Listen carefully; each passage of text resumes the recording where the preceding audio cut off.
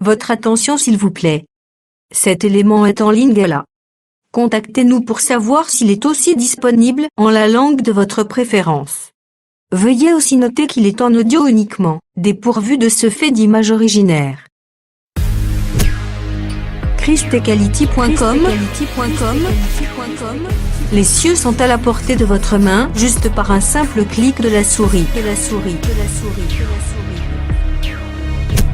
Évangileéternel.com. Le site de l'Évangile éternel.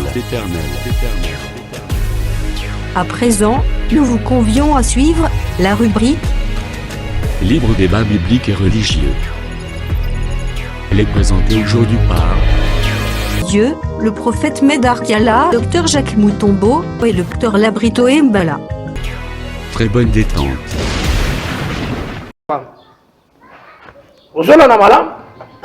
Mais mouvement de Yerusalem, c'est Jérémie qui verse la coupe parce que nous c'est Jérémie. Mais en réalité, glaive vango ya Nzambe zo beta mana maboko ya Sauterelle qui est lion là. Yenda zo qui ne peut faire souffrir ba nation wana. Maintenant tant que kotala nan. Est-ce que ces nations se sont repenties pour reconnaître Dieu? Non. Batikala ikaka na ba fausse adoration na bango. Ata ba sibisa ki chikote wana. Ozomana. Oye aussi Ézéchiel a zolo belango aussi. Nzamba pepesa ki Ézéchiel parole, dans Ézéchiel 2 verset 10. A ebseki ke okolobela sur des lamentations et des cris de douleur sur la terre. Ozora na malam. Donc alobeli sur ba situation Moab, il y a Edom, il y a et tout ça. C'est Ézéchiel dans le bilan. C'est cette parole-là. C'est une trompette. Mais qui est en train d'exécuter le mouvement de Nosoana? C'est Babylone. Mais Nasuka, Babylone aussi va verser les coupes. L'olengi a verser les bâtons. Voilà. Bon, il y a Suka, 70 ans et Zokoka. Alors Dieu juge Babylone. Agoloba. Elle est tombée, Babylone rentre. Et ça, le col a utilisé qui à Syrie. Oh, Syrie, l'instrument de ma colère. N'a utilisé qui est pour bêta. Mon peuple, mon bêti trop, on le kiss. Il y a un arobaka. Ce qui maman et monsieur, comme il dit ça, il y a un oko. Ce qui m'a dit, c'est que ce que bêti tia ouais biso que bêti trop au moni maki asili ki pe moni pe para asili ki non ko beta ka mwana na ko ite tia ko ko tse on annonce tango meti ke babeta so bana sikote balo bilaka bana or barbi ne prive pas l'enfant le fouet. Mais au moment le diable a tiré quelque chose dans le monde, au pays au beta mwana na ba pays développé. Bayoki makele la police y ba pêche premier conseil. Ce qui s'est répété, ce qui batuni moine, est-ce que vous se sentez à l'aise au fond de la papa ou na maman? Soit le bité, police bazui moine na yo. Ako beaucoup amakuna. Yondo ko bana supplier ce ko bana ko ya utalakai. Parfois on le baguette, to précieux ka permission bana utalakai une fois la semaine. Pour déjà au courant qui était. Tout ça c'est quoi? C'est le diable qui s'est installé. Alors, bilo nous sommes négociés partout. On a dit il y a bêta facilement tout ça. Comme la vie, parce que le monde fait l'envahir vraiment la même veine. Donc c'est que, tu dois comprendre d'abord que le Seigneur a utilisé verge. Verge, on a utilisé. Et bêti peut bateau bazo adorer. Ma bébé bazo adorer la statuette. Il n'est pas adorer la statuette. Mais a utilisé, il a utilisé pour amener sa coupe et pas à telle nation. Mais après, il peut le rôle à toucher nation de Dieu, il peut Zamba verser les coupes. C'est comme ça Dieu a marché avec la Bible. Et c'est textuellement dans l'Apocalypse. Ils ont tambola kaka bongo na mobimba na. Ndenge d'abord que muto comprendre ndenge yango ezali en fait que to percer to tambola. To continuer na pour aller suite tout temps maintenant. Donc ba anjo bazo verser ba trompette na bango, bazo le monsieur ba trompette na bango awawa. Il faut na oye babouye que na ba trompette na bango ne bazo beta wana. Eza na temps ya grâce te si to expliquer qui. Parce que na pour aller suite au retrouver que ba tumuso le bakano bazo beta septième trompette wana. Des frères na bango branam. Mugungubi le palo bagande yi. Okeyi Roussel lo baga payer. Septième trompette. Mais biso to ebi très bien que nyonso wana ezali bazo yi ba isika ya mamakambo ya bonzambe.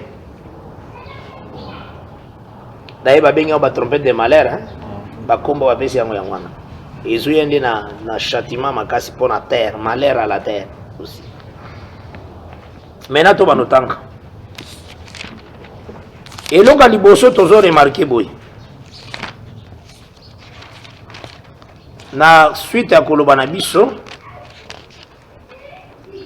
tangana no premier trompette tango yango beti.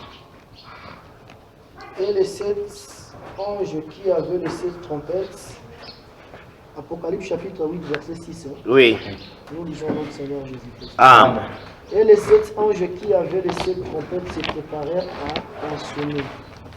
Le premier sonna de la trompette et de la grêle et du feu mêlé de sang furent jetés sur la terre. Nalobi d'abord que kobosa na te écriture oyo topesaki na Isaïe 45 yozwa Isaïe 45 otanga verset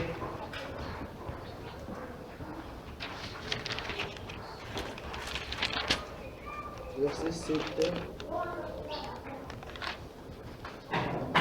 Ésaïe 45, le 7e verset, nous lisons au nom du Seigneur Jésus-Christ. Je forme la lumière et je crée les ténèbres. Je donne la prospérité et je crée l'adversité. Moi, l'Éternel, j'ai fait toutes ces choses.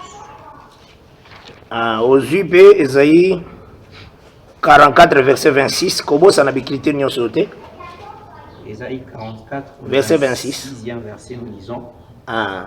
Je confirme la parole de mon serviteur et j'accomplis ce que prédisent mes envoyés.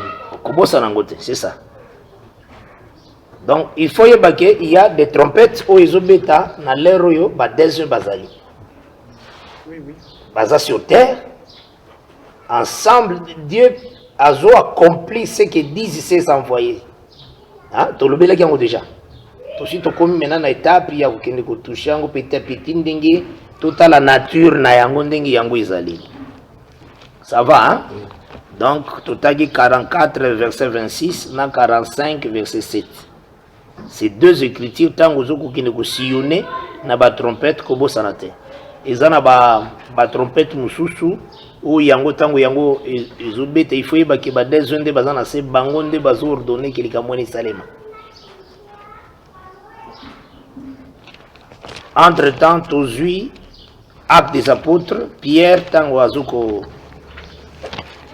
prêcher la parole.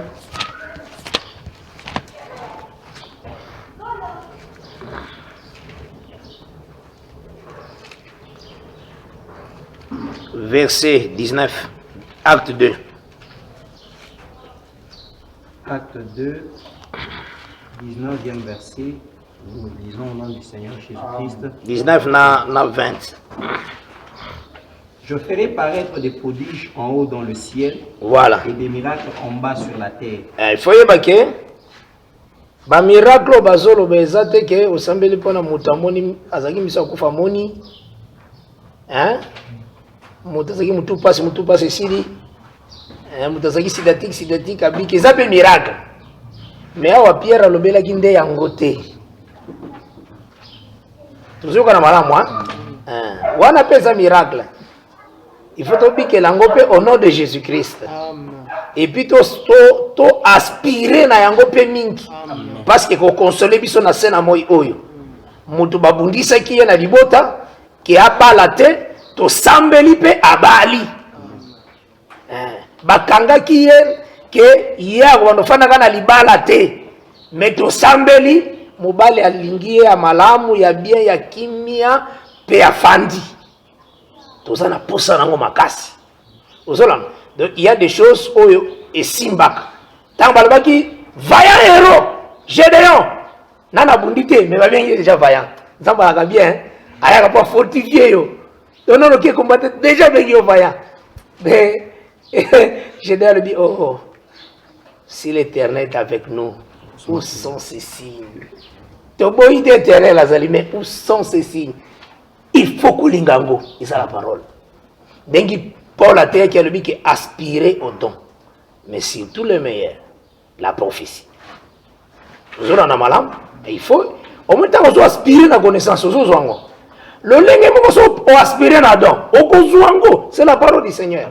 Ce sont des choses autour que nous dans pays. Il y a des fruits dans le pays. Il faut lire. Tu es libre. Liango. Vous avez un malam? Oh, les alliés promesses, que j'ai la promesse d'entrer dans le pays. Mais n'a pas de fruits dans le pays. Le Seigneur a pris sur autorité. En réalité, le Seigneur n'a pas Kobi qui s'amoute dans notre boloboko ebika. Ce n'était pas ça la grande mission du Seigneur. Hein? Mais il faisait ça pourquoi? Parce que les yeux et mon alolenge a restauré tout l'homme. J'ai dit tout l'homme. De son aussi un miracle à Jésus. Awa abiki si roboko. O tient on est bien âgé de pise, le bien de 15. O tient abiki si roboko. Awa abiki si mutazaki na problème à miss. O tient miss bongi. Awa abiki si mutazavolo bate. O tient monoko ebongi. Awa abiki si mutamatoi. O tient litoye bongi. Awa abiki si mutazalaki bosi. Au tiers mon Congo, ils ont dit bien. Quand on a dit homme hydrophobe, donc nous autres, moi, ils sont déjà déformés. Au tiers, nous autres, bon qui sous. Aux autres, nous avons dit les prêts. Au tiers, pour soigner sans autres, ils ont dit bien. Ce qu'on s'en dit, au moins, à restaurer tout l'homme. Avant que ça l'œuvre de la croix. C'est que ça. Donc, les camarades, il y a comme un témoignage. Pour ça, la vraie mère, comme ce qu'on s'angisi va miracle n'est pas comme ma moto mobimba frère tempete ça la gare c'est ça et comme quand on s'habille ici mutamakolo et comme ma moto mobimba tempete au moins que l'homme restauré ndé à quoi ça la ngona croix et c'est extrêmement aussi quand nous parlons de l'homme restauré spirituellement cherchons aussi à vivre l'homme restauré physiquement c'est la parole du Seigneur sous ce ciel il faut tout l'ingango. Parce que c'est la parole. La Bible déclare, il se faisait des miracles par les mains. Et comment on n'a pas battu? Par les mains des apôtres, pas par la main de Jésus. Parce qu'il y a le mec qui tout pouvoir m'a été donné, je vous le donne. Donc après si yondango, okolukango to ça nango déjà na maboko na yo. Yondo ko pesa Jésus-Christ gloire ne lo kwa sale pa na yo. Mais qu'on s'est demandé dans le bon qu'on a eu. Dieu doit t'accompagner. Jésus-Christ Salomé, n'est-ce pas vous êtes des dieux, mais vous mourrez comme des hommes. Parole n'a eu sa puissante, frère. Ils ont la puissance et qu'on peut changer des choses. C'est question de se marier plus à la parole, se sanctifier plus. Linga au quitta davantage. Au quitta nzamba tombouama. Ce n'est que ça. Aux hommes. Donc, au milieu de ça, on a un programme d'évangélisation. Tout ça, c'est un programme à mineni. Il y a des fiches, il y a des bouilles. Mais Dieu peut aller évangéliser pour l'œuvre que tu peux faire. Et ça, quand tu as un longo langonde, il y a le mec qui te sauve selon ta foi. Et ça, quand foi,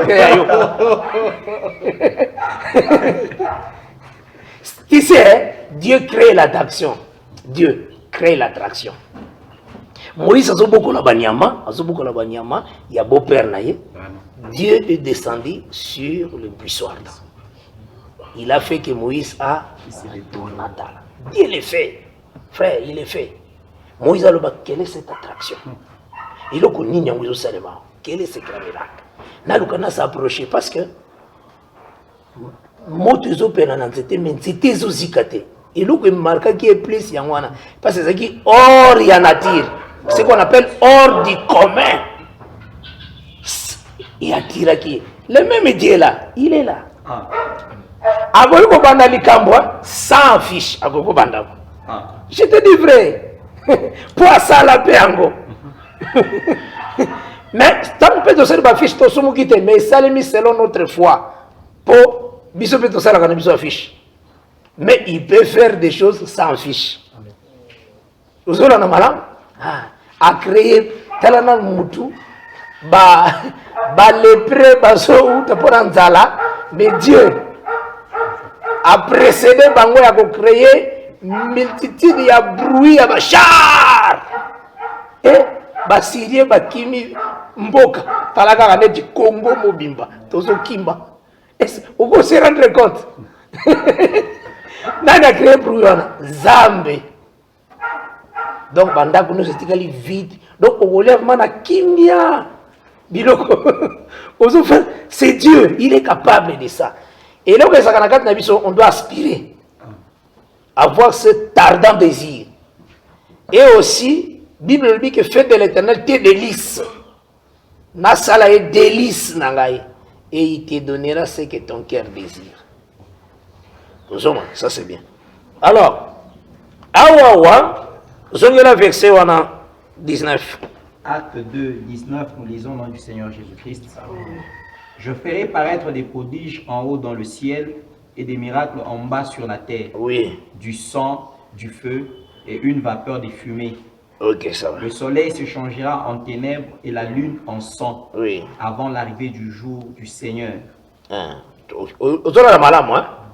Dieu confirme dans la bouche de son serviteur Pierre qu'il doit faire des choses hors du commun sur terre. Donc terre, il y a terre, où ils en ont maï, ils en ont nzete, ils en ont battu. Ils en ont makambo, ils ont mis hors du commun, parce que miracle veut dire où ils ont en dehors ordinaire. Donc, boyebi que maï ils ont maï. Mais maï est commis rouge makila. Ils ont vraiment yango. Parce qu'à non ça qui peine moi. Tout ce qu'on a madame, et à non ça qui. Ça c'est la parole du Seigneur. Parmi les témoignages, parce que Pierre a vu un Joël. Akenaki na bilanga Joël nda zu yeloko. Maintenant, nous sommes en Apocalypse 8. Dans le Bagita, nous sommes en Isaïe 45, verset 7, et Isaïe 44, verset 26. Ezala na kati na yo pozala na capacité ya kozwaka baksio selema likolo okitisi na se. Lolenge pe tolobaki ozwi Jérémie ozwi Ézéchiel. Ézéchiel azotalisa ba mouvement ya likolo, Jérémie azotalisa littéral. Ça va? Oui. Okay. Le premier sonnant de la trompette et de la grêle et du feu mêlé de sang firent jeter sur la terre. Le tiers de la terre fut brûlé, le tiers des arbres fut brûlé, et toute herbe verte fut brûlée. Voilà. Donc c'est que, toujours que nous saisir, d'abord, on a des choses où ils ont dit, hors du commun à ma belé, à Gosalango vraiment. Donc, Togogi Kolongolango te, bientôt raisonner, non. Il ébranle ce qui est physique pour établir ce qui est aussi éternel. Toujours qu'on a mal, parce qu'il doit restaurer. Tout continue Kotanga. Le second ange sonna de la trompette. Parce que, quand on parle du feu, dans le ministère, il y a Eli aussi. Dans l'acte de Soubalobakian. Toujours qu'on a Le second ange sonna de la trompette et quelque chose comme une grande montagne embrasée par le feu fut jeté dans la mer. Le tiers de la mer devint du sang. Le tiers des créatures qui étaient dans la mer et qui avaient souffle de vie périt. Le tiers des navires fut détruit. Le troisième ange sonna de la Zeranan. Vous comprenez quelque chose comme de la montagne. Ils ont tout simplement supériorité en Zambie dans sa colère. Hein? Ils ont quelque chose comme. Hein? Oh, bah, le bélionde, wana, le bango bongo. Tout ce qu'on a mal à moi. Ils ont par rapport à son autorité. Par rapport à l'autorité, il y a des besoins. Parce que le qui a besoin, basé la capacité, il y a qu'à changer l'eau en sang. Ils ont besoin. Basé la capacité, il y a qu'à le fait où tel est quittant. Tout ça, c'est dans le ministère des besoins. Tout ce qu'on a mal à Et puis, Zeranan, les tiers, Barbi, Nama, il est comme les salimi. Tanga. Zongelangon. La deuxième. De la mer devint du sang. Oui. Le tiers des créatures qui étaient dans la mer et qui avaient souffle de vie périt. Le tiers des navires fut détruit. Maintenant, Zoua, Apocalypse 16, verset 3. Mais tu as presque par la grâce de Dieu. 16, verset 3. Le second versa sa coupe dans la mer et elle devint du sang comme celui des morts et tout être vivant mourut. Tout ce qui était dans la mer. Donc, tout le monde a boyé. La trompette est en bandeli. Et ça avant que la coupe. Parce que c'est le tiers qui mourit. Alors, tout être qui était dans la mer mourit. Hein? Vous avez un malam? Donc, la coupe est presque na Armageddon. Avant Armageddon, Armageddonios. Trompette et bandeli, et ça peine à l'air des yeux basali. Tout ce qu'on Nazuka va n'aoulengi que ou ana tango salemi tiernde ekufi. Mais oya koto tango salemi nyonso ekufi. C'est que oye bomi nyonso, cela veut dire yango yeko sala ngonde sima. Oye bomaki ndambu etikaki ndambu ezalaki nana. Cela veut dire musala esalameki wana ya après suite et ça avant. Ça va, hein? Tous on a pour les suites. Le troisième ange sonna de la trompette et il tomba du ciel une grande étoile ardente comme un flambeau. Elle tomba sur le tiers du fleuve et sur les sources des eaux. Le nom de cette étoile est absinthe. Le tiers des eaux fit donc amertume. Absinthe, et beaucoup d'hommes mourirent par les eaux parce qu'elle était devenue amère. Le quatrième ange sonna de la trompette et le tiers du soleil fut frappé, ainsi que le tiers de la lune et le tiers des étoiles, afin que le tiers en soit obscurci. Le jour perdit un tiers de sa clarté. Et voilà physiquement comme ça.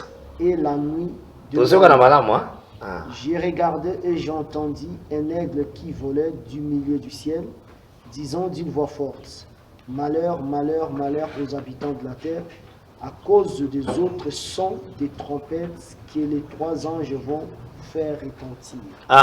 Donc en réalité, ce que nous devons comprendre, les amis, Nathan a un ministère, il y a des soins. Tant que yango sala musala, il y a des trompettes qui sonnent. Tant que la trompette ils ont sonné, et ça va des soins bazana se mi balé, des soins bangonde par leur ministère. Des premières trompettes, ça veut dire deuxième, troisième, quatrième. Tu vois madame? Maintenant, l'aigle qui survole n'a l'icolo en réalité. Et ça tout simplement leur annonce. C'est besoin. Et ça n'attend pas bango aussi ça kosala. Ceux qui bango basisi musala na bango, bakolo en réalité il y a donc ba prophétisaka aussi, il y a d'autres malheurs qui viennent. Ata baso bo mabiso sikoi. Il y a des choses il y a dans la suite du temps. Mais Yango l'a présenté par un aigle. Parce que Nzamba va mettre à part son peuple. Et c'est aussi madame. Parce que l'aigle qui vole à Salagini, a même peuple na adoration. Hein, c'est dans Apocalypse 19. Exode 19 plutôt. Dans Exode 19.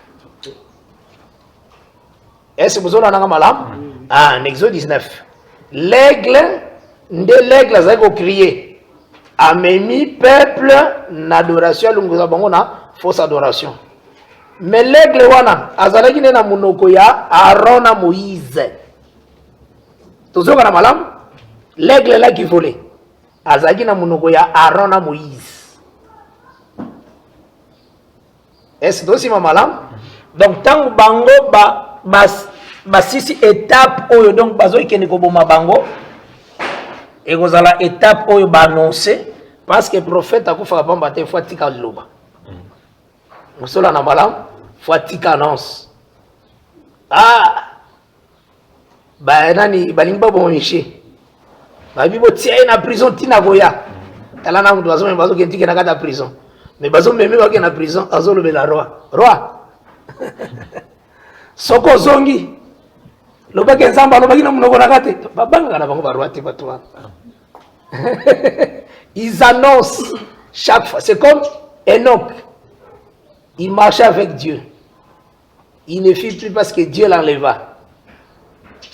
Judas Lobi, avant son départ, il a reçu les témoignages de la part de Dieu.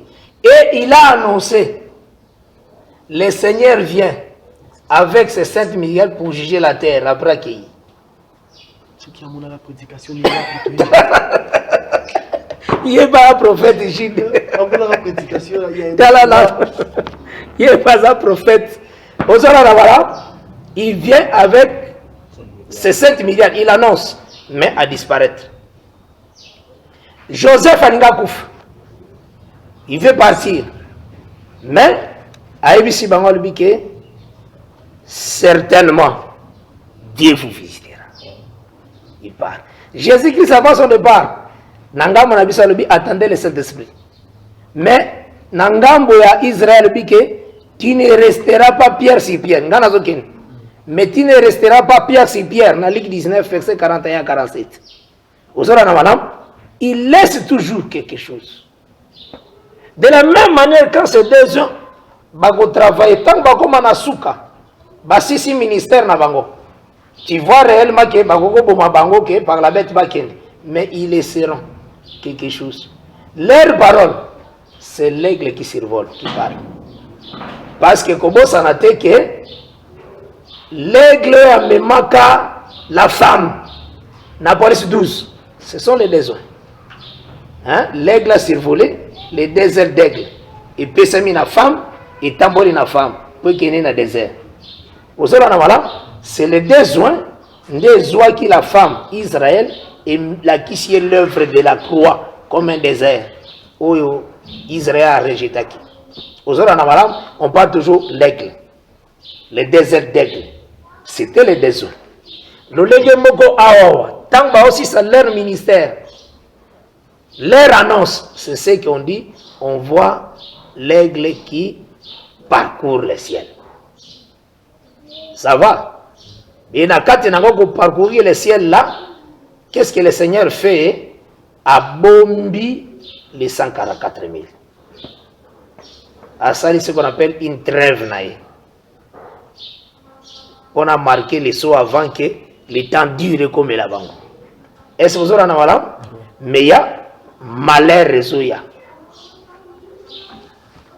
Donc, bato mususu ya mabele bakotsa aigle wana comme motei na bango, aigle wana comme nani. Ah, motei na bino azoya juste 4 trompettes et beti déjà après yaye.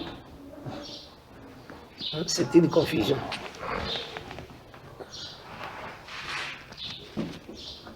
Tozui à continuer. Chapitre 9. Hein? Apocalypse chapitre 9, nous lisons notre Seigneur Jésus-Christ. Le 5e ange sonna de la trompette, et je vis une étoile qui était tombée du ciel sur la terre. La clé du puits de l'abîme lui fut donnée, et elle ouvrit les puits de l'abîme.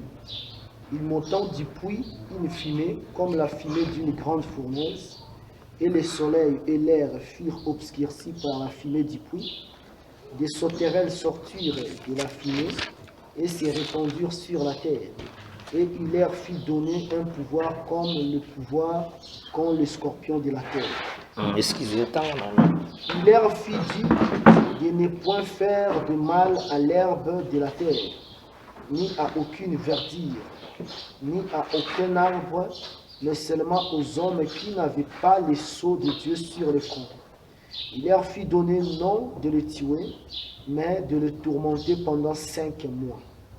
Et le tourment qu'elle causait était comme le tourment que cause le scorpion quand il pique un homme. En ce jour-là, les hommes chercheront la mort et ils ne la trouveront pas. Ils désireront mourir et la mort fuira loin d'eux. Les sauterelles ressemblaient à des chevaux préparés pour le combat. Il y avait sur leur tête comme une couronne semblable à de l'or, et leur visage était comme un visage d'homme. Elles avaient des cheveux comme des cheveux de femmes, et leurs dents étaient comme des dents de lion. Elles avaient des cuirasses comme des cuirasses de fer, et le bruit de leurs ailes était comme un bruit de chars, à plusieurs chevaux qui courent au combat. Elles avaient des quais armés de dards comme le scorpion, et c'est dans leur quai qu'était le pouvoir de faire du mal aux hommes pendant 5 mois. Elles avaient sur elles comme roi l'ange de la Bible, nommé en hébreu Abaddon et en grec Apollyon. Nous sommes comme ça l'ange de Jésus-Christ. L'ange de la Bible. Le premier malheur est passé. Voici, il vient encore 2 malheurs après cela. Le 6e ange sonna de la trompette, et j'entendis une voix venant des 4 cornes de l'autel d'or qui est devant Dieu, et disant au 6e ange qui avait la trompette, de lui les 4 anges qui sont liés sur les grands fleuves, l'Euphrate, et les 4 anges qui étaient prêts pour l'heure, le jour, le mois et l'année, firent délier afin qu'il tue les tiers des hommes. Le nombre des cavaliers de l'armée était de 2 myriades de myriades. J'en entendis le nombre. Et ainsi, dans la vision, je vis les chevaux et ceux qui les montaient, ayant des cuirasses couleur de feu et enceintes et de soufre.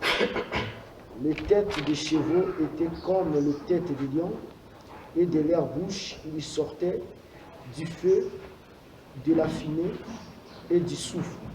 Les tiers des hommes furent tués par ces 3 fléaux, par le feu, par la fumée et par le soufre qui sortait de leur bouche. Car le pouvoir des chevaux était dans leur bouche et dans leur queue. Leur queue était semblable à de serpents, ayant des têtes, et c'est avec elles qu'ils faisaient du mal. Les autres hommes qui ne furent pas tués par ces fléaux ne se repentirent pas des œuvres de leurs mains. Ils ne cessèrent pas d'adorer le démon et les idoles d'or, d'argent, d'airain, de pierre et de bois. Ils ne peuvent ni voir, ni entendre, ni marcher, et ils ne se repentirent pas de leur meurtre, ni de leurs enchantements, ni de leur débauche, ni de leur veille. Ok. Nous avons remarqué une chose que le Seigneur nous aide, parce qu'il y a dans parole. Ce qu'on vu Apocalypse 11 d'abord, à vous banda, Apocalypse 9, ou Apocalypse 11. C'est mon premier verset. En me donnant un roseau semblable à une verge en disant, lève-toi et mesure les temples de Dieu, l'autel et ce qu'il y a dedans. Mais le parvis extérieur du temple laisse-les de côté et ne le mesure pas, car il a été donné aux nations et elles fouleront aux pieds la ville sainte pendant 42 mois. Je donnerai à mes 2 témoins le pouvoir de prophétiser, revêtus de sacs pendant 1260 jours. Ce sont les 2 oliviers, les 2 chandeliers qui se tiennent devant le Seigneur de la terre. Si quelqu'un veut leur faire du mal, du feu sort de leur bouche et dévore leurs ennemis. Et si quelqu'un veut leur faire du mal, il faut qu'ils soient tués de cette manière. Ils ont le pouvoir de fermer le ciel, afin qu'il ne tombe point de pluie pendant le jour de leur prophétie. Et ils ont le pouvoir de changer les eaux en sang et de frapper la terre de toute espèce de plaies chaque fois qu'ils le voudront. Quand ils auront achevé leur témoignage, la bête qui monte de la Bible... Au moins, portion. Nazu en point en tout cas na police 9. La bête qui monte de l'abîme. Voilà. Place Nazan. Place Nazan de Yangwana. L'air fera la guerre. Ok, voilà. Ça. Nazaga na portion. Azo il monte de l'abîme. Parce qu'il y a des armées où bazo na bim. Na Abris 9 bazo bima. Mais ça d'abord na étoile moko kitaki où ya kwea na se nde bapesi pouvoir ya abim wana. Nde maintenant komonter ensemble na ba armée wana. Vous avez un c'est ça la vision du Seigneur. Donc parce que quand des quatre trompettes bêtis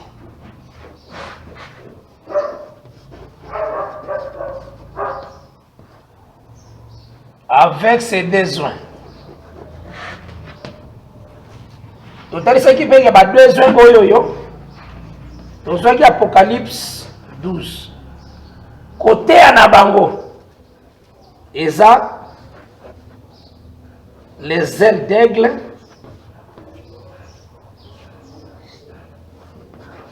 prirent la femme, ça va, et conduire la femme dans le désert. Vous avez la d'aigle. Donc, ces ailes-ci, ils ont bango les des ailes d'aigle. Donc, c'est que voient na bango, parce que elle, ils ont la bouche, hein. Ce qui est Ézéchiel 1. Quand leurs ailes tombaient, il y a eu une voix qui sortait. Mais voix nango, ils ont voix de l'aigle qui parle. Ils ont voix aigle.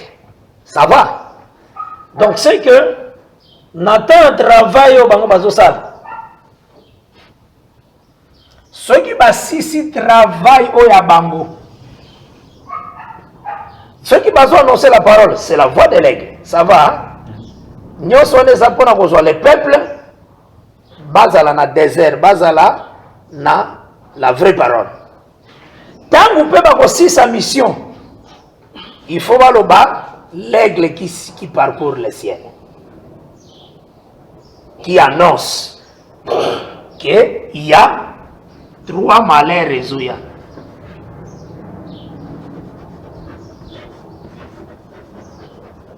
Annonce ezalaka la prophète na Salom.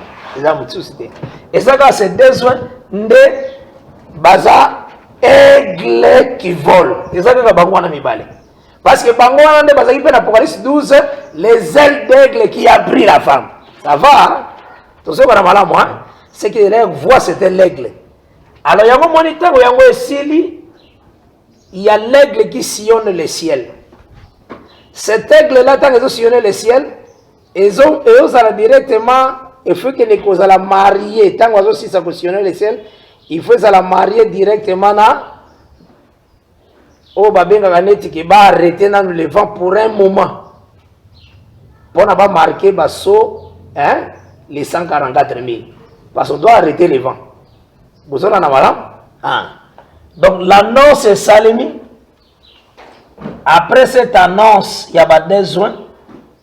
Babomi bango tant babomi bango nde n'étape au deuxième moitié tant yango ezoya ko banda eza Dieu n'agit pas, c'est silence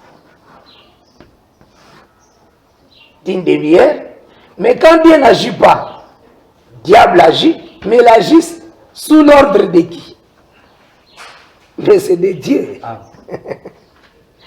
Yango ndeza comme 5e trompette.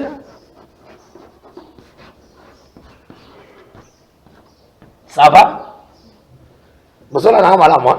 Il y a un Apocalypse 5. Parce que l'étape adoration kobanda na même étape lokola Israël akobwaka alliance la parole akondima fodie kaka fodie wana oya kofule au pied parce que nzamba azaka ndenge wana soko bwaki la parole akotinda bafule au pied kaka na banation wana baza na force adoration wana bakofule au pied mais oyo aza na parole na action de kosalema bakofule au pied te ye bakofule au pied na occasion mususu bakofule au pied na occasion nini tango bakosenga ye pe a adorer ye ozola na malamu là ils subiront la mort de bazolo bake Apocalypse 15 na Apocalypse 19 tozoka na malamu donc c'est que tout mouvement oyo bazo bimisa na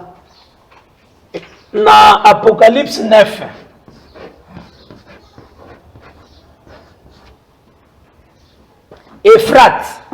Ephrate en réalité c'est Babylone la grande. C'est ça Ephrate.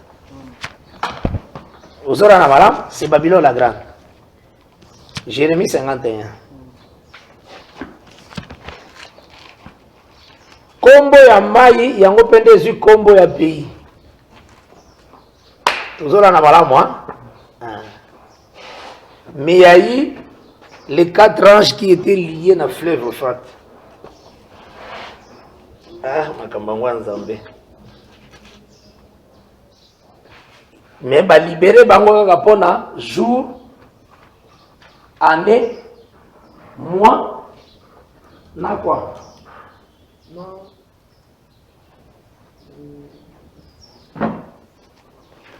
Jour, année, mois, na heure. Donc par rapport il y a tant kaka.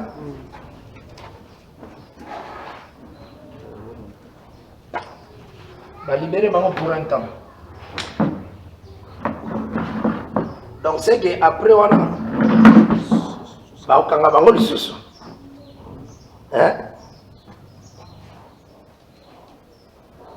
Va libérer bango par rapport à pour un temps.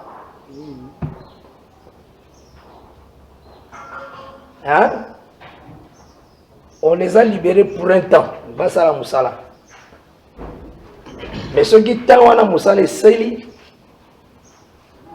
basis ba osa musala te. Est-ce que vous aussi madame moi? Oui. C'est pour un temps qu'ils sont libérés. C'est comme on a donné le pouvoir à la bête d'agir pendant 42 mois. C'est un pouvoir, c'est pour un temps. Donc 42 mois on va passer on les jours, année, n'a pas mois. Oui. C'est ça, non? Mais il doit agir pendant un temps. Mais après avoir agi pendant un temps, après on a osani, on a sont enfermés. Et c'est pour ça qu'on a Zoroba. Oui. Ils sont libérés pour un temps. Un temps.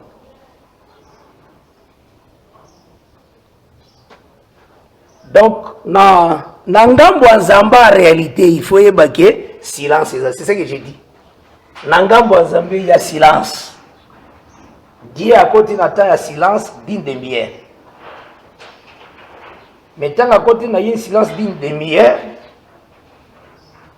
après ces paroles, il y a pouvoir, il y a autorité, na bête à agir pendant 42 mois.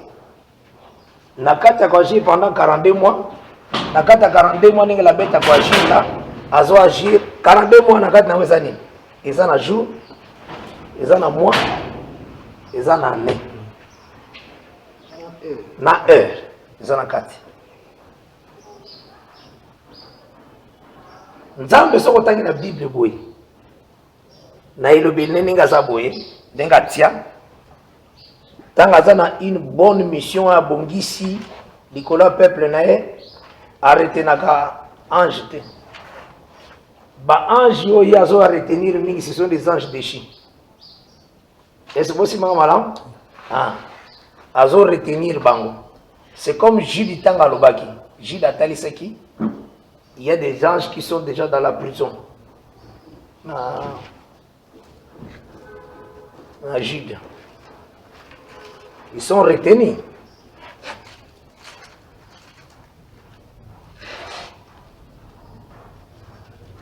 Dans Jude.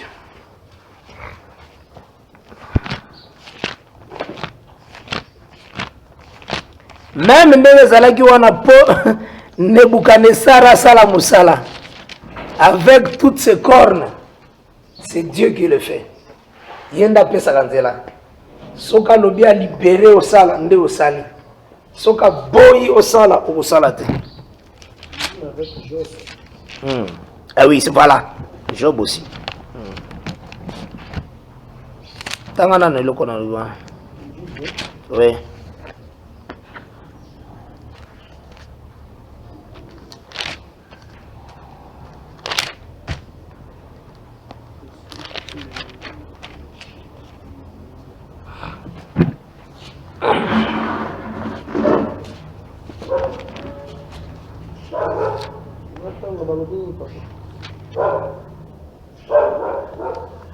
Les anges qui ont laissé leur rang, bandaka na verset 5 wana okitanasi. Ezaka musika wana te. Je vais vous rappeler à vous qui savez fort bien toutes ces choses. Et le Seigneur, après avoir sauvé le peuple et l'avoir tiré du pays d'Égypte, fit ensuite périr les incrédules.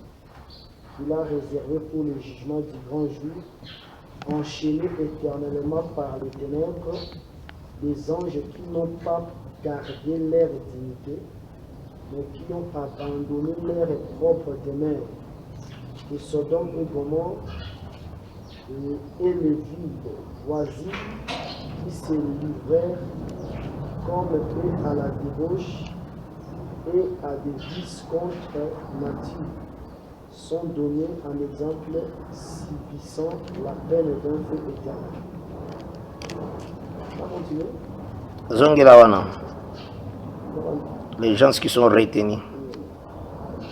Qu'il a réservé pour le jugement du grand jour, enchaînés éternellement par les ténèbres, les anges qui n'ont pas gardé leur dignité, mais qui ont abandonné leur propre demeure.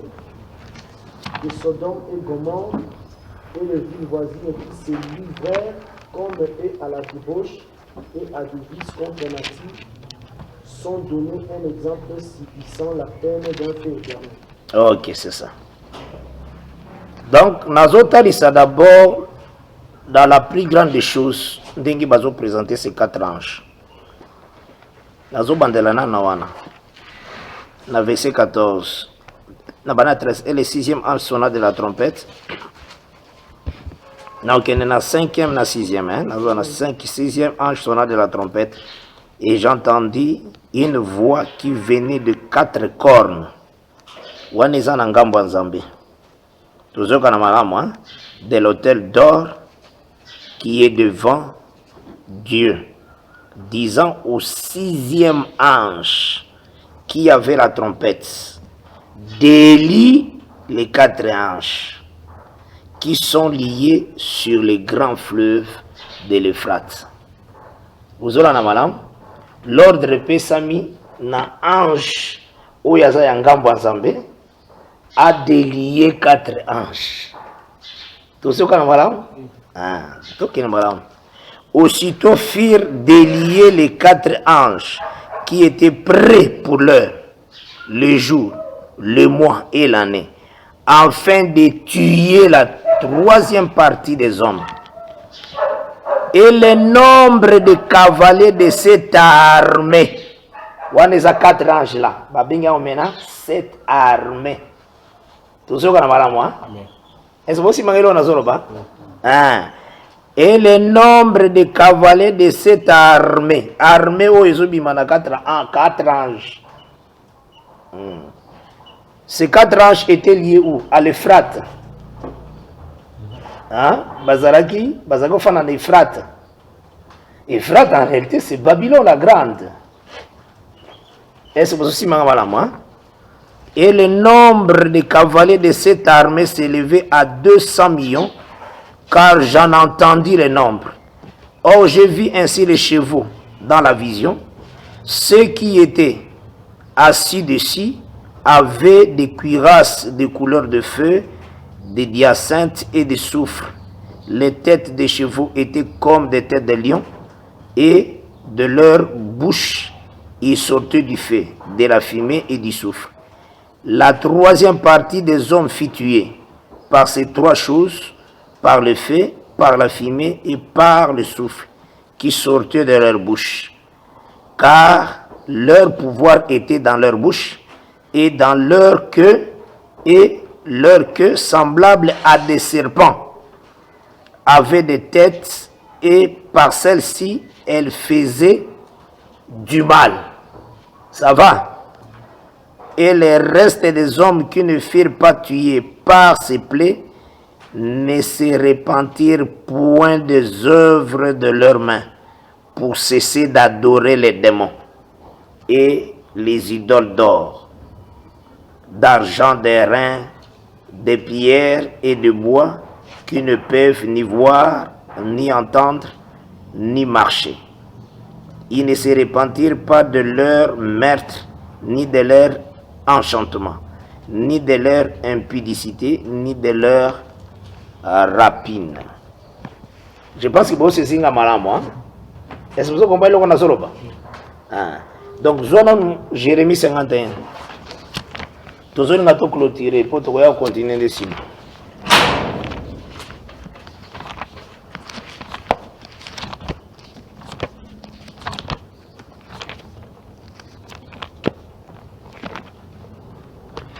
Parce que bazo présenter ces quatre anges, tant que bazo bima po ba frapper, bazo comme ma combo ya 7 armées. C'est ça mon grand souci. Et c'est aussi ma camarade Nazoroba. Parce que 4 anges, bazo comme une armée. Donc c'est une armée qui sort de l'Euphrate, c'est ça. C'est ça. Oui. Commence à partir du verset 1 là. Jérémie 51, à partir du premier verset, nous disons au nom du Seigneur Jésus-Christ. Ainsi parle l'Éternel. Voici, je fais élever contre Babylone et contre les habitants de Chaldée un vent destructeur. J'envoie contre Babylone des vanneurs qui la vanneront, qui videront son pays.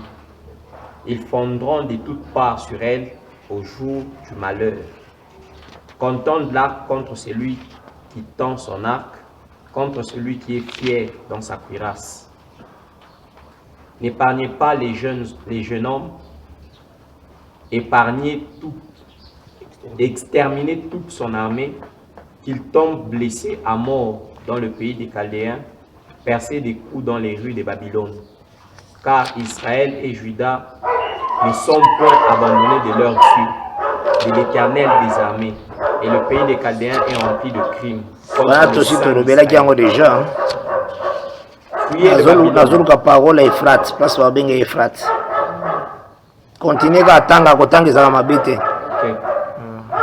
Fuyez de Babylone et que chacun sauve sa vie, de peur que vous ne périssiez dans sa ruine, car c'est un temps de vengeance pour l'Éternel.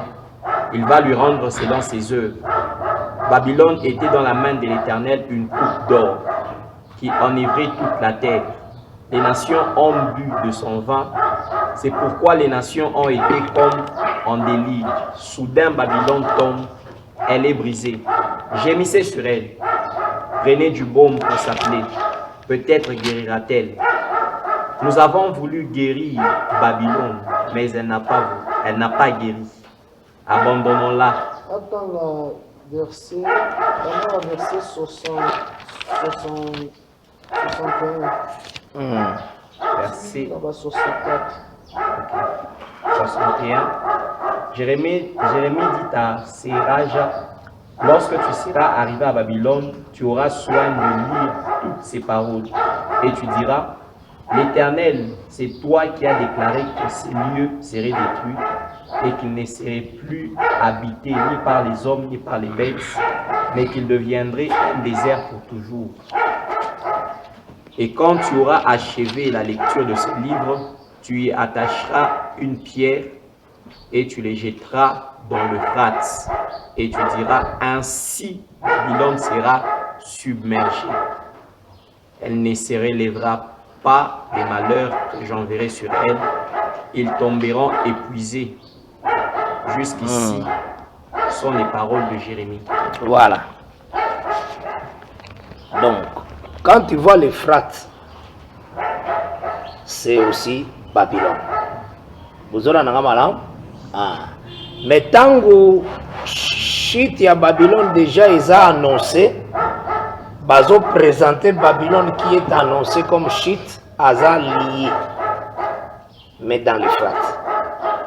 Et c'est pour ça que malam, Asa lié, mais il est dans l'Euphrate. On a aussi bien, Asa lié dans l'Euphrate. Donc, c'était le verset que j'ai cherché au Bandakalata, on a vu tout le place où l'Euphrate dans Babylone. Donc, qu'est-ce qui se passe-t-il? Tu vois le fleuve Euphrate. Fleuve Euphrate.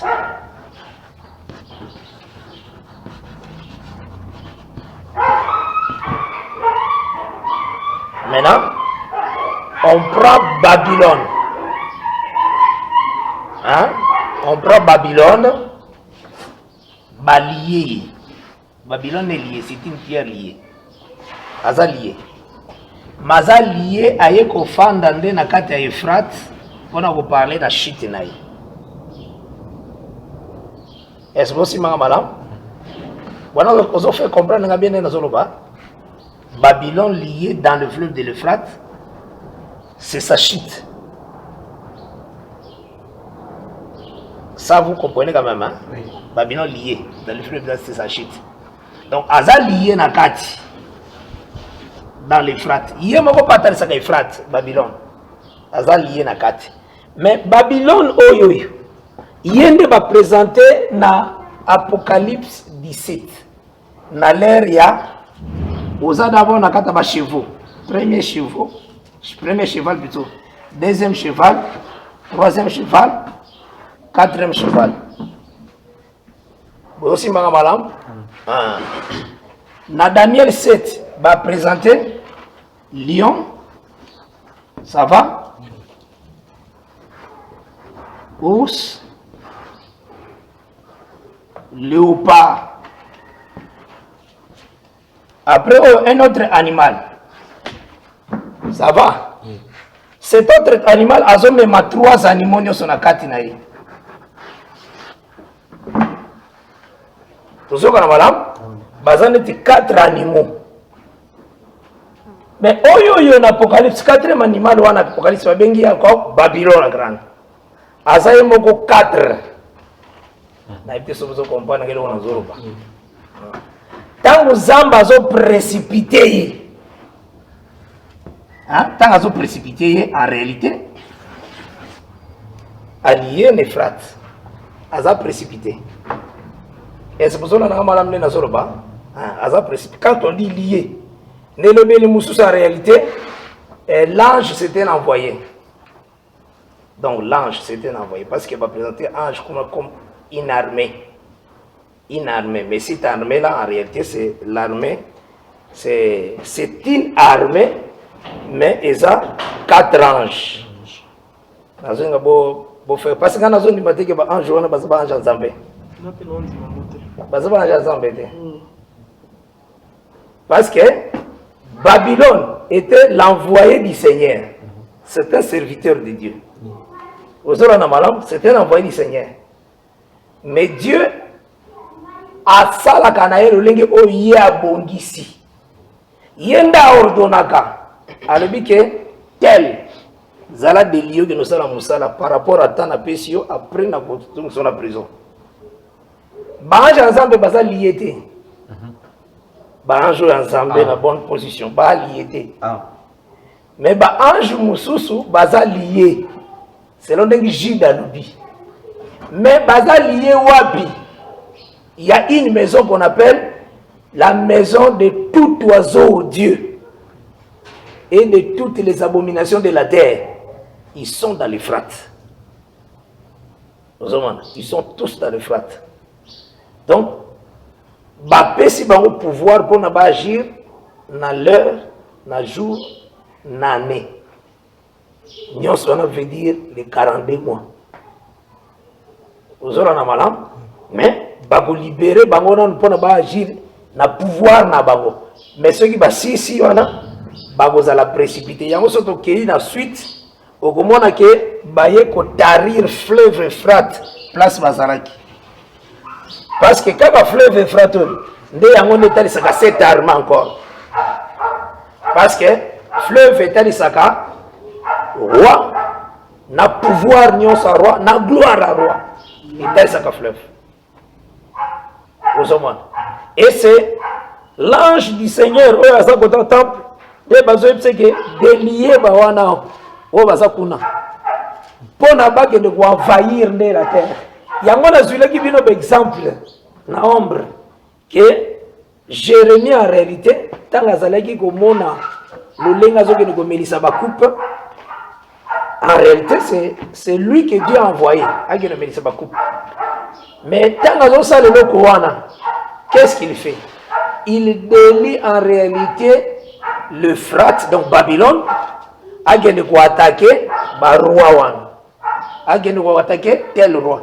Ti tangu na ye kokoka, on va le châtier. Vous comprenez la situation Zali? Donc au juste c'est d'abord ça. Et là il faut y aller parce que et ça na makambo ebele tout ça na biso kaka na Apocalypse. Tout ça na Apocalypse 9. Pona kozonga na ba premier verset na yango aussi pona to sura na sepelaki na bandela na verset 13 14. Maintenant to banda kotambola petit à petit par la grâce de Dieu. Kotalisa yango parce que avant que Satan asala aya ko détruire Job, c'est Dieu qui l'a délié. Donc yenda permettre qu'il kende. Donc cela veut dire à fongolela qui est temps pour un jour année na mois par rapport à l'action pour ça là. Il me séduira il me séduira il doit avoir un yende azotinde l'esprit de mensonge à permettre de minutes que yenza mbazo sarate mais à pèse autorité kuna. Parce qu'en réalité pour na kokoka ba peuple saint il faut nzambe nda pèse au pouvoir. Nzambe des fois libérer. Ozoma. Donc au moins ndenge likambo ezaleli awa parce que so tali awa ndoko comprendre bien. Prophète. Les appelés dans le cola ndenge nzamba tinda ki Satan. Voilà. Chez Job. Ah, c'est ça. Textuellement, amen. Attendez par rapport à un temps, donc un moment à sa service, donc à libérer. Et là, il faut saisir les animaux. Et pas un zambé tangatalaka, à Gogo Nayo, n'a nous bandi pouvoir nayote. M'a déclaré déjà que tu es déjà tombé. Maintenant, nous bandi vont continuer. Mais tu es déjà tombé, tu es tombé. Aujourd'hui, Nathan et Esaïe, c'est Assyrie qui était au pouvoir. Maintenant, Assyrie a le pouvoir. Esaïe a une vision d'Esaïe 21. A un mouvement au sein de Manalère à Betacha. Il voit la fête. Tanganana. Pour nous comprendre le mouvement Zambé. Il y a la Élysée. Jeune Moubazaki envoyé par roi Aye. Tant que les jeunes on a compris que roi a connu Kola Israël matata. Elisa Leli. Mais les jeunes on a atteint ma guinée na mkonje binete. Ati ni kama nini yisa mali IBC ke. O koma kama konzi. Tala ba makambo kuya boy. Tangana no. Esaïe 21 zalaka Daniel 5 Esaïe 21. Banana verset 1. Ésaïe 21, nous lisons à partir du premier verset. Oracle sur les déserts de la mer. Comme s'avance l'ouragan du midi, il vient du désert, du pays redoutable. Une vision terrible m'a été révélée. L'oppresseur opprime, le dévastateur le Seigneur, dévaste. il dit, et puis il a arrêté la guerre sur toute la terre. Monte et larmes. Arrêtera la guerre sur toute la terre. Il y a monte ici, des bah, tu vas larmes, garder le siège. silence. Je fais cesser tous les soupirs. C'est pourquoi mes reins sont remplis d'angoisse. Des douleurs me saisissent, comme les douleurs d'une femme en travail. Les spasmes m'empêchent d'entendre, le tremblement m'empêche de voir. Mon cœur est troublé, la terreur s'empare de moi. La nuit de mes plaisirs devient une nuit d'épouvante. On dresse la table, la grande veille, on mange, on boit. C'est ça la fête à Betecha. Debout, prince, oignez les boucliers, car ainsi m'a parlé le Seigneur. Va, place la sentinelle, qu'elle annonce ce qu'elle verra. Elle dit de la cavalerie, des cavaliers 2 à 2, des cavaliers sur des ânes, des cavaliers sur des chameaux. Et elle était attentive, très attentive. Puis elle s'écria comme un lion, « Seigneur, je me tiens sur la tour toute la journée, et je suis à mon poste toutes les nuits. Et voici, il vient de la cavalerie, des cavaliers 2 à 2. Elle prit encore la parole et dit, elle est tombée, Babylone. Et toutes les images de ces dieux sont brisées par terre. Remarquez. Elle est tombée. Et on a Babylone, on a yata na pouvoir terre. Esaïe a moni fait, on a n'engé gozal. P a déclaré qu'il y a un monde à l'autre. Au moins, Esaïe Banyamami Bali Balé, hein, ils ont tous Médo Perse. Ils beaucoup ici pour remplacer Babylone. Et vous allez appeler Nord à fête. Et ça y a mon agent qui vous a la fête. Il y a un moment où vous la fête, oh le bon comment qui mène, tel que le parrain. Parce que ça y a mon agent qui vous a la fête. Dès Yangonde, vous allez chita Babylone. Mais dans les Rwanda, Babylone n'a pas été. Mais déjà, mon yé n'a qu'à chita. Maintenant, que se passe-t-il? Il faut comprendre Boye que le diable a l'attaque ba costume na ya musala. Costume na musala na Joël chapitre 1. Ba benyango grande armée na Joël 2 verset 25. La grande armée. Abengi baza 4. Mais ça n'a pas moko. Hein? Moko mena 4 manifestations. Tout ce qu'on a mal. Abenyango, ma grande armée que j'ai envoyée contre vous. Tout ce qu'on a mal. Mais c'est qu'à laisser la sauterelle. Jelek l'a dévoré. C'est qu'à laisser Jelek, Gazil, tout ça, Azam. Hein? Gazam. Donc, 4 nions sont en réalité, Abenyango, ma grande armée. Abenyango, armée naïe. Yango c'est l'église moko na Yolonor na Kishasa. Et comment qui est à sa église il y a Joël 1. Et verset 1 à 4. Écoute pas. Donc c'est Joël chapitre 1. Non, ma grande armée. Et alors Basolo ma nation Bazo attaquer Israël. Problème de ça pour lui, ma grande armée. C'est ça. Inspiration. C'est l'inspiration. Bon, attendez, vous m'avez compris. Est-ce que il n'est pas inspiré? Il y a des Boucanestar à partir, il y a expliqué que le Boucanestar c'est Jésus. C'est parce qu'il est le serviteur de Dieu. À partir du serviteur de Dieu. On a place où on a serviteur. Donc à partir du serviteur de Dieu. On est ma grande armée. Il est le serviteur, frère. Est-ce que Daniel 4 va expliquer que Daniel 4 tango le Boucanestar a zokota na zamba ba forme zozoana monter peut-être j'ai mis déjà les 4 êtres vivants. Na yo kaka butumo. Na bukamu. Gana baginde konanga vraiment. Et ça fait la bête qui était n'est plus réapparaître. N'est plus allié quand on est allié. Ah ba kutikele msusu.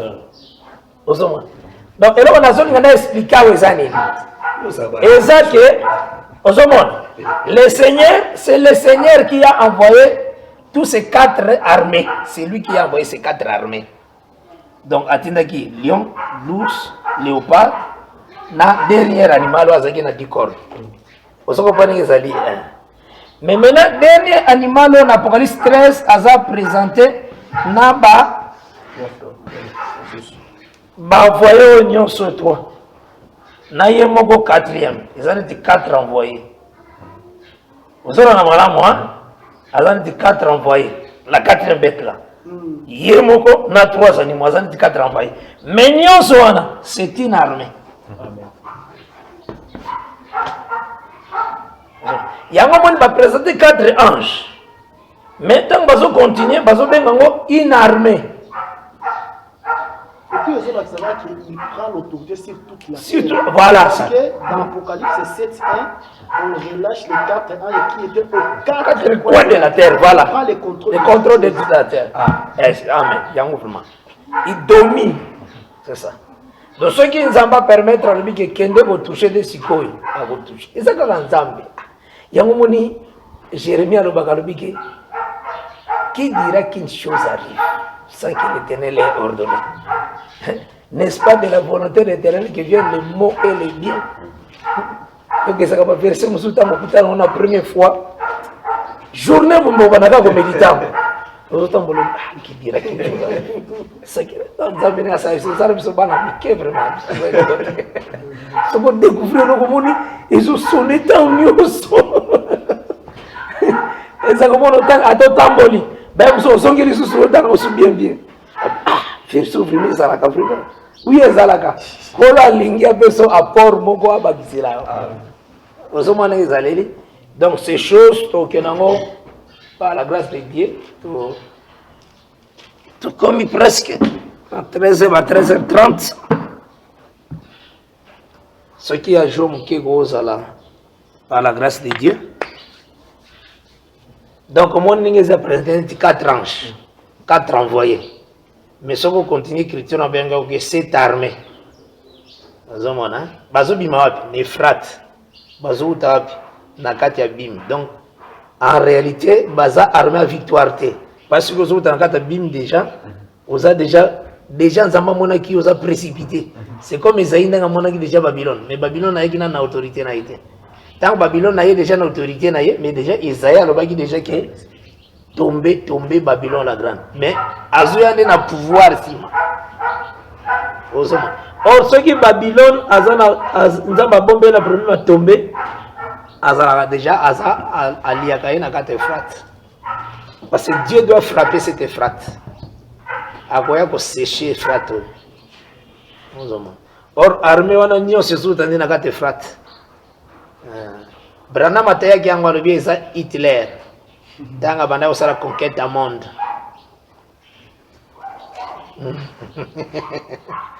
As copier les gars ba joviste.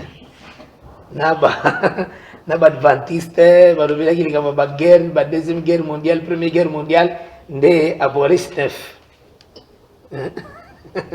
Ba guerre mondiale.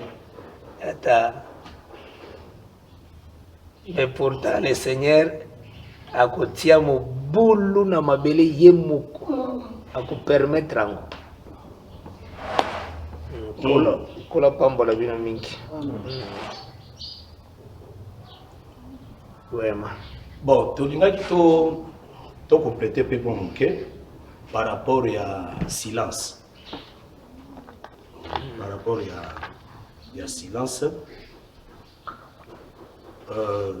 Ce qui te sont dans l'Apocalypse 8, verset 1, Balobi silence et lumière.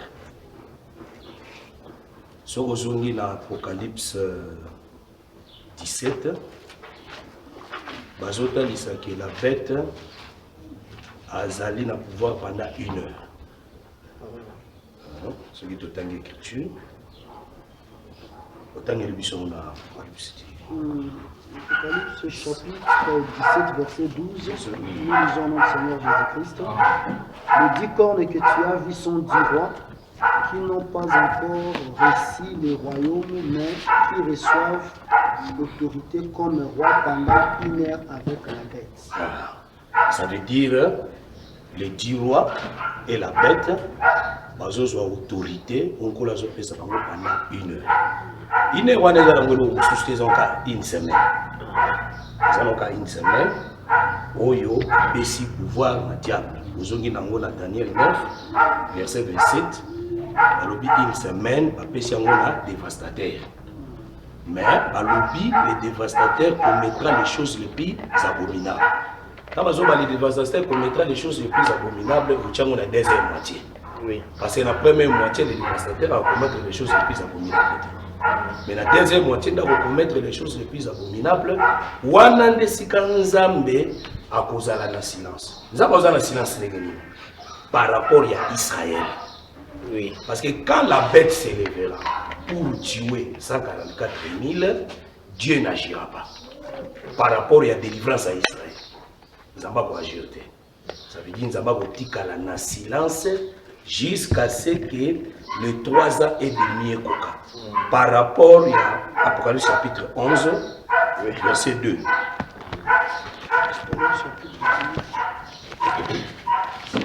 Apocalypse 11, deuxième verset, nous disons: mais le pavé extérieur du temple, laisse-le de côté et ne le mesure pas, car il a été donné aux nations et elles feront au pied la ville sainte pendant 42 mois. Donc le pavé extérieur du temple, c'est Israël. Parce que pavé extérieur, ils ont l'accès à Israël qui est le peuple du dehors. Bangonde, vous allez fouler au pied pendant 1260 jours. Or, 1260 jours, ça veut dire pendant 3 ans et demi, seront foulés au pied. C'est-à-dire Dieu gardera le silence pendant demi-heure. C'est-à-dire première partie, nous avons besoin de silence, c'était pourquoi? Parce que les besoins, bazoter et bazo agir. L'écriture le biso qui balingi basala bango mabe, baosala nini, bao manifester, bao agir. C'est-à-dire Dieu a un silence, Dieu agit. Mais qu'est-ce qu'on a deuxième moitié, de kolo sukoyo agotikala na silence. Ce qui est une psaume, ce qui est une psaume.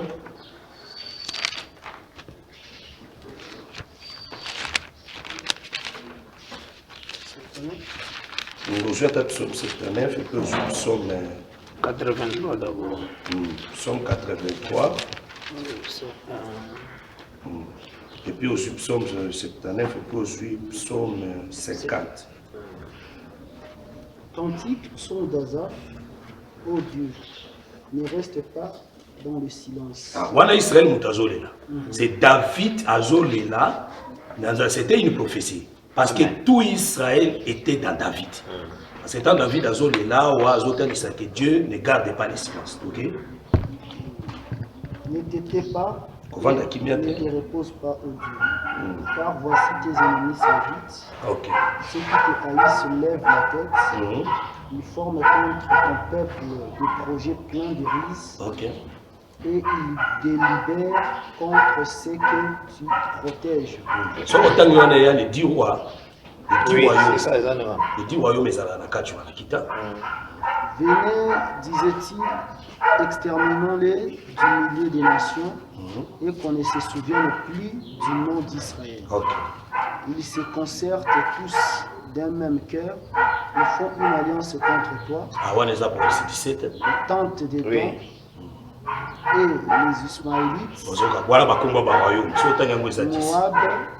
et les Agarènes, Gebal, Amoth, Amalek, Philistins, avec les habitants de Tyr, la Syrie aussi s'est joint à eux. Elle prête son bras aux enfants de Lot, traite les Madians, comme Sisera, comme Jabin au torrent de Kizon. Ils ont été détruits à Andor, ils sont devenus du fumier pour la terre, traitent leurs chefs comme Horeb et Zeb, et tous leurs princes comme Zébak et Salmouna, car ils disent: emparons-nous de demeure de Dieu.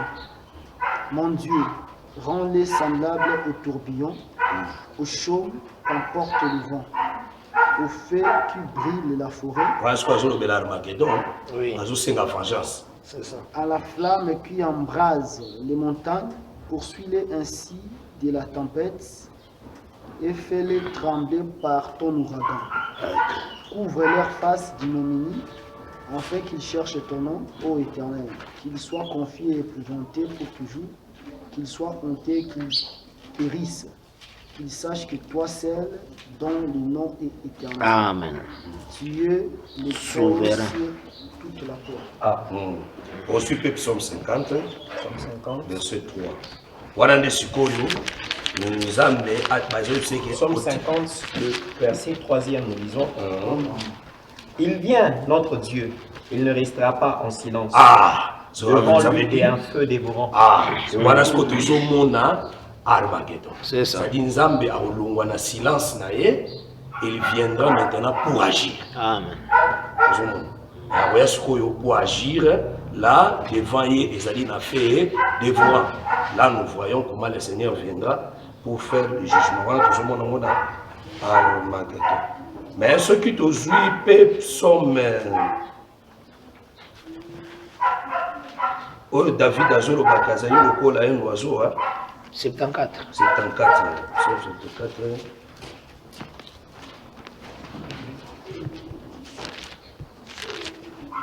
Comme une tourterelle. comme une tourterelle Non, 74. posée dans Allez, s'il vous plaît, au numéro suivant, pour retrouver la suite de ce message. Merci d'avoir suivi ce message et que Jésus-Christ vous bénisse. Si vous avez une question à l'intention de l'homme de Dieu, si vous voulez que l'homme de Dieu prie pour vous, si vous voulez vous confier à l'homme de Dieu, ou si vous voulez tout simplement bénir l'homme de Dieu, contactez-le directement si ses coordonnées sont disponibles depuis sa page. Sinon, contactez-nous et nous lui transmettrons vos préoccupations. N'oubliez pas de faire un tour à notre page évangélisation pour voir en quoi vous pouvez vous rendre utile à Christ par cette œuvre. Que Dieu vous bénisse tous. Amen. ChristQuality.com. Les cieux en un clic de la souris. Évangile-éternel.com, le site de l'évangile éternel. Christ Equality Fondation, équilibrer la manne ramassée dans le désert de sorte que chacun ait un le maire.